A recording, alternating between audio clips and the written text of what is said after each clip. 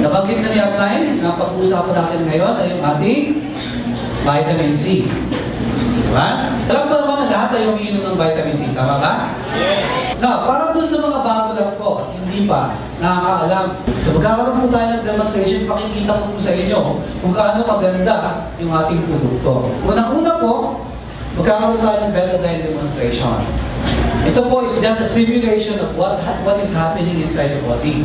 Diba? So, when I say simulation, it will be representing yung lahat mo na tinatawag ng body pollutants. So, ibig sabihin, when I say body pollutants, I'm talking to the food, yung mga pagkain paborito ng karamihan, diba? Yung mga french fries, yung mga fast food products, diba?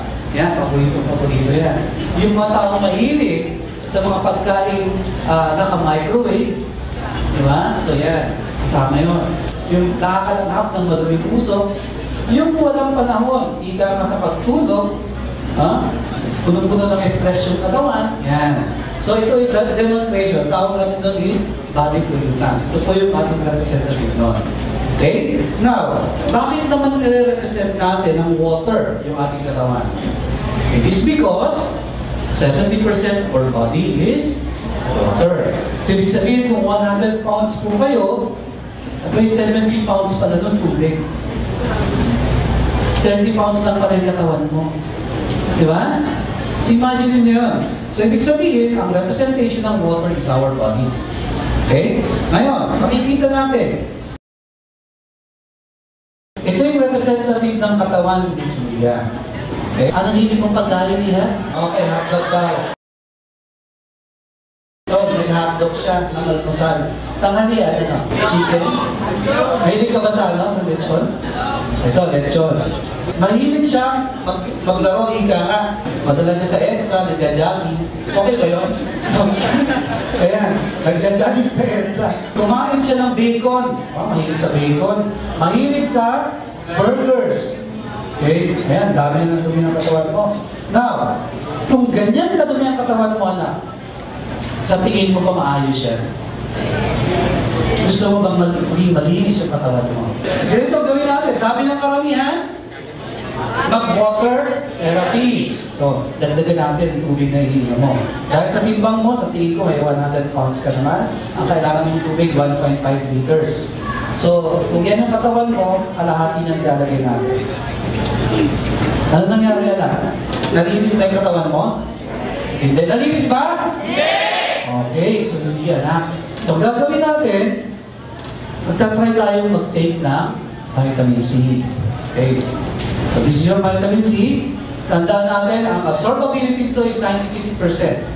Yung ating sodium ascorbate, ang absorption capability sa body is 96%. Yung ibang uri ng vitamin C na nabibili dyan sa labas na tag-piso yata yun, okay? Ascorbic acid, ang absorbability nun, 25% lang.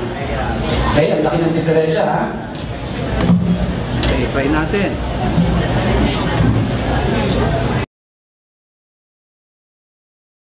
Ito ngayon, nilagay ko dito yung ating vitamin C. So, gagawin natin, lalagyan natin ng vitamin C na kasama yung tubig na yun.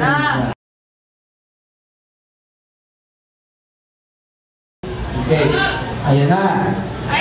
So, ano yung lalala kapag mo ng vitamin C?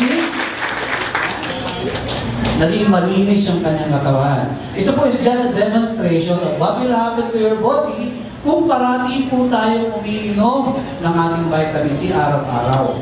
So, ibig sabihin, kahit na ang uri pa ng dumi ang ipasok niya sa katawan, basta protektado tayo, okay, hindi na siya muling magkakaroon ng pollution sa katawan, body pollutants. Okay? Mawawala at mawawala yan. Now, itong ating vitamin C na ito, pag regular natin tinitake, okay, hindi lang kagandahan, ika nga, o protection sa katawan ang kayang ibigay. It will also give you energy. Okay? Lalakas ang katawan ninyo. Kaya nga may mga tao na pag umiinom nito sa gabi, hindi makatulog. Diba? So, ibig sabihin, huwag niyong inumin sa gabi. Doon sa mga hindi nakakatulog. Yung iba naman, pag iniinom sa gabi, mahimbing ang tulog. Anong ibig sabihin nun? Hindi pare-pareho ang epekto ng bawat produkto sa katawan natin. Diba? Kasi may iba't ibang metabolismo ang katawan natin. So kung hindi nakabagay sa'yo na uminom sa gabi, huwag mong inumin sa gabi. Kung magandang inumin sa'yo sa gabi at nakakatulog ka ng mahilig, i-take mo siya sa gabi. Klaro? Yes. Yes. Now, let's try. Tawag natin din sa demo ito is the energy effect. Diba? Sa katawan natin ang ating vitamin C. Okay.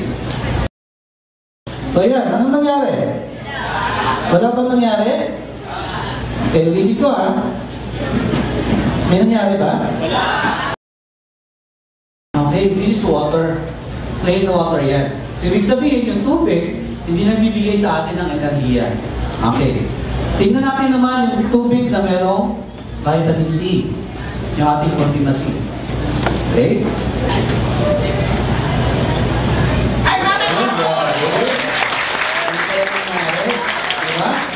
Ibig sabihin, nagbibigay ng enerhiya ang vitamin C. So when you take the product, nagkakaroon pa siya ng pagkakaroon ng extra energy. Whereas, kung sa tubig natin ilalagay, supposedly meron din yung effect. Lalo na kung mineral water.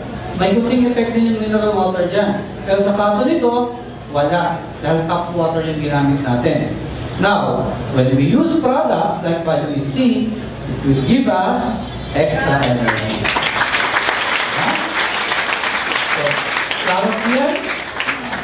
It's just a demonstration of what is the effect of our Ultima C or sodium ascorbate sa ating katawan. Now, just to add, ito pong ating Ultima C or vitamin C natin, kapag ito ay patuloy niyong tinitake, depende po sa tao na nagtitake niyan.